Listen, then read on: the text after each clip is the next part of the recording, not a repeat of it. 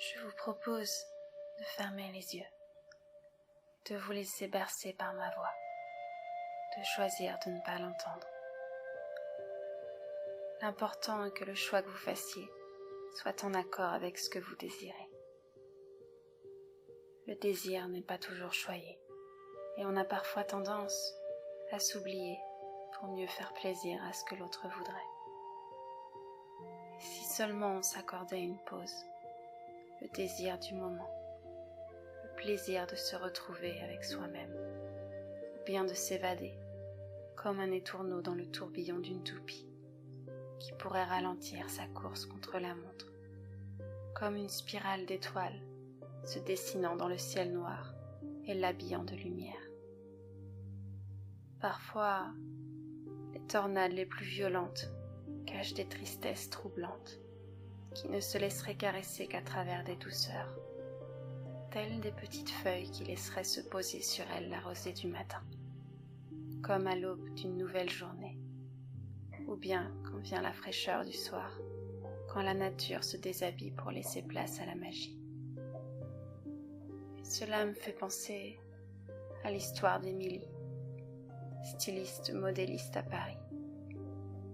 Cette femme travaillait beaucoup. Elle passait son temps à créer de nouveaux vêtements, à déterminer les produits de chaque nouvelle collection avec beaucoup d'avance. Elle cherchait toujours à déjouer la routine pour imaginer des habits plus beaux, plus agréables au toucher, plus faciles à porter, et qui pouvaient coller à la peau de chaque personnalité. Et elle travaillait sans cesse et sans relâche, capable de résister à un environnement souvent tendu.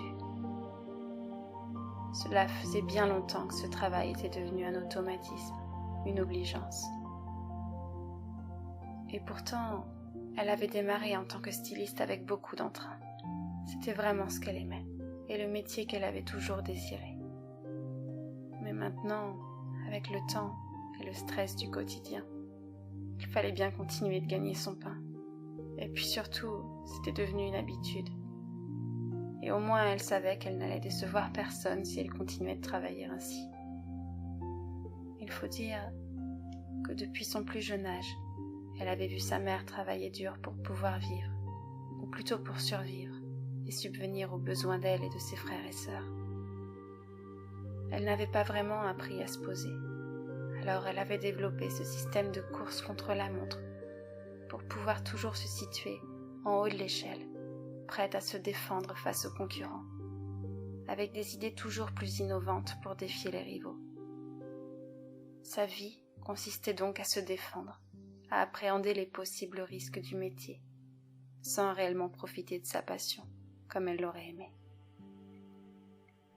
Mais voilà qu'un jour, Émilie se retrouva face à un concurrent impitoyable.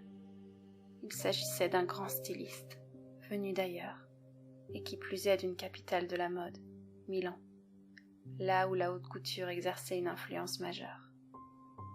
Cet homme, du prénom de Florian, savait toujours mettre la main à la pâte en concevant des nouvelles pièces sur mesure, avec des caractéristiques uniques, qui envoûtaient les clients de par tous les recoins de l'Europe.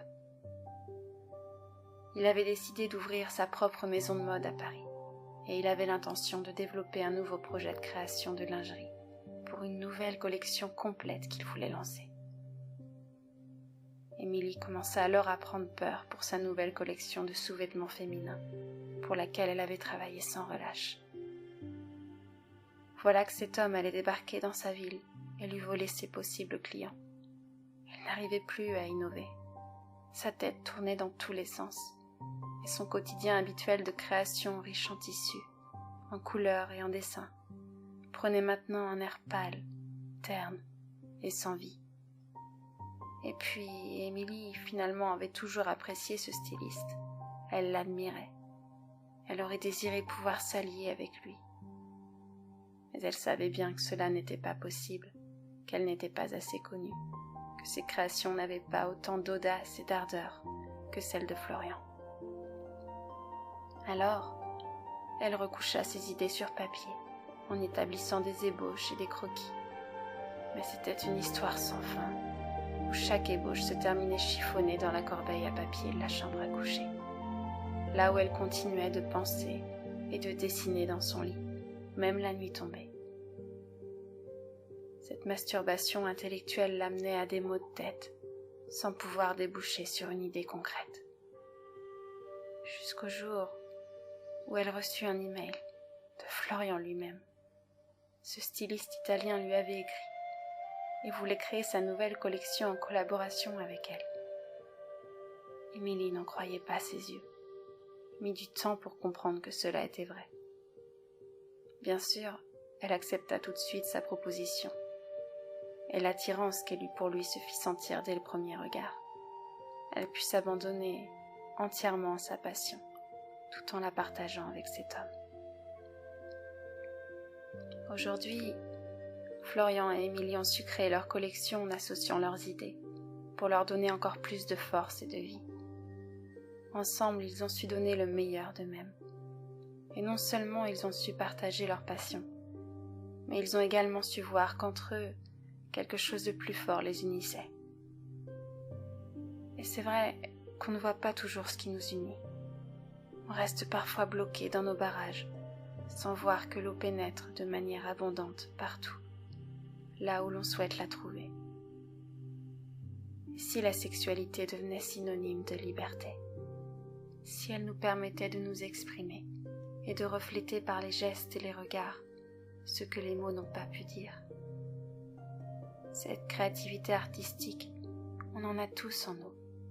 Se sentir vraiment vivant est la base d'une connexion à soi-même, et la sexualité est à la fois énergie et expression de soi. Vous pouvez partir à la rencontre de votre désir, de votre plaisir, en commençant par prendre conscience de tout ce qui peut faire barrage à votre épanouissement, en commençant par vous octroyer du temps et à vous autoriser ce plaisir. Ce chemin sera si fort qu'il balayera les peurs, les croyances, les inhibitions, la paresse ou la routine. Maintenant, votre imaginaire fécond s'ouvre dans un corps ouvert et réceptif qui s'accepte. Car le plaisir, c'est avec son partenaire, mais aussi avec soi-même qu'on peut se l'accorder. Si vous vous écoutez au plus profond de vous-même, vous pourrez sentir la liberté dans la sécurité, en y ajoutant votre touche personnelle, là où les corps se lient et là où les énergies s'enlacent, là où votre partenaire vous donne le meilleur de lui-même, pour vous laisser vous entrelacer et partager cette énergie qui vous unit.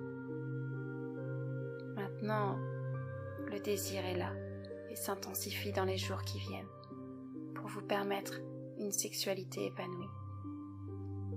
Imaginez-vous la prochaine fois que vous ferez l'amour.